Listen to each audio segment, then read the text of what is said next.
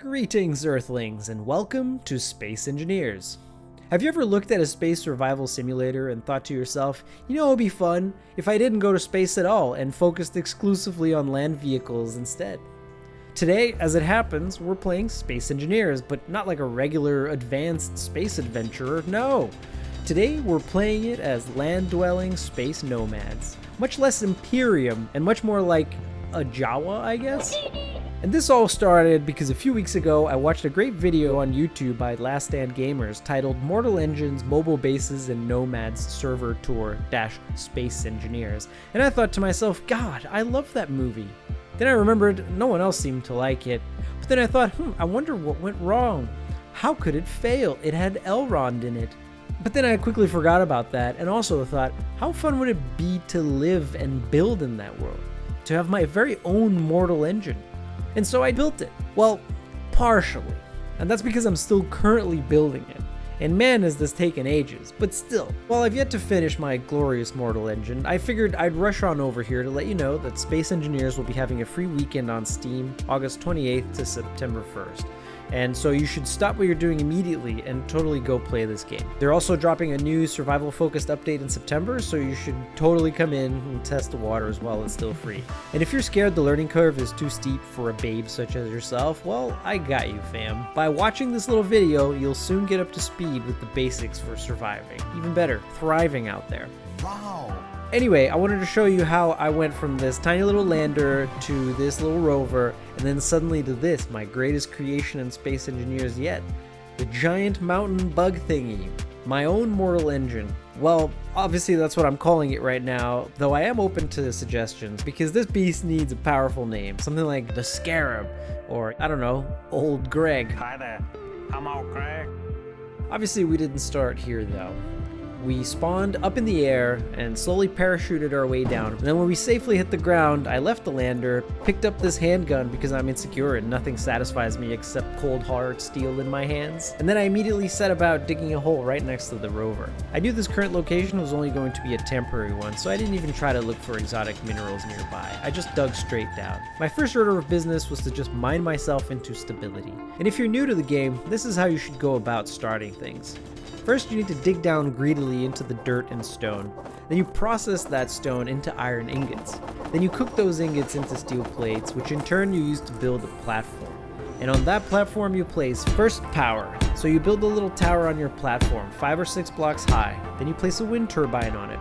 Next you'll need a refinery to process your minerals.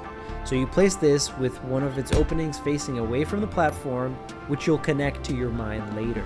Then you need a medium storage block connected to the refinery. But you should note that to finish this building, you're going to have to recycle the propulsion jets from your lander, since you can't make grids yet without cobalt. And then lastly, you'll place a basic assembler, which connects to your storage unit.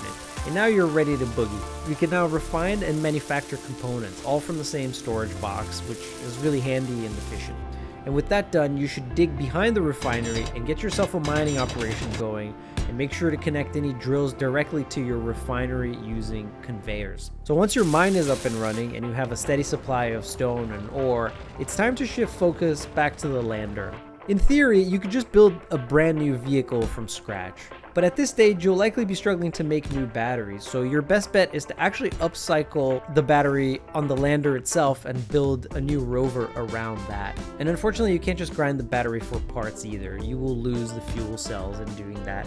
So first you need a crane to lift the lander off the ground, and that seems easy enough. Except it isn't, because you have to configure the landing pads and the connectors on the crane to lock together in a way.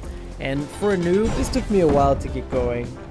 So to vent some of my frustrations, I went up to the mountain looking for some more ice to refuel my jetpack, and that's where I found a nice spot with cobalt, iron, and ice, and it was about 2,000 kilometers away, which in American is essentially 370 back-to-back escalades. And that little expedition seems to have helped me, because when I came back down, I did figure out how to lift up the lander by locking and unlocking the connector while also releasing the landing pads. Now with the lander off the ground, we basically ground away everything from it except the battery. The next thing we do is figure out the layout of what this little rover is going to look like, and then we start to build it. We had a cockpit, some wheels, a medium storage device, a new survival kit, a new O2H2 marker, ore detector, antenna, a gyroscope, a solar panel for emergencies, and then some more structural bits and pieces here and there.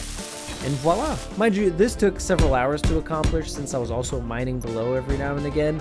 But with a functioning vehicle and a need for more exotic minerals, I decided it was time to start acting like a nomad and got moving to my next location. So I dismantled everything I could basically carry out of this spot, put it in storage, and then up the mountain we went. And after a few unsuccessful runs where I flipped my rover and exploded in a variety of different ways, we did finally manage to climb our way up. And while we were digging a small garage for the rover to rest in, that's when I realized that my original plan was actually not going to work. You see, up until now, I thought I'd be able to just keep building up the little rover, adding bigger and bigger parts to it, until I made my giant mortal engine. But it turns out that's not going to be possible. In order to hit that mega scale I'm looking for, I'm going to have to start from scratch, using large armored blocks instead of the small ones that I used in the rover. And that really changes things. So my new plan is now to turn the rover into some kind of aircraft, and then build up a brand new mortal engine from scratch below it, before living in it as a nomad, because that's going to take a whole lot of resources, and so you know what that means, right?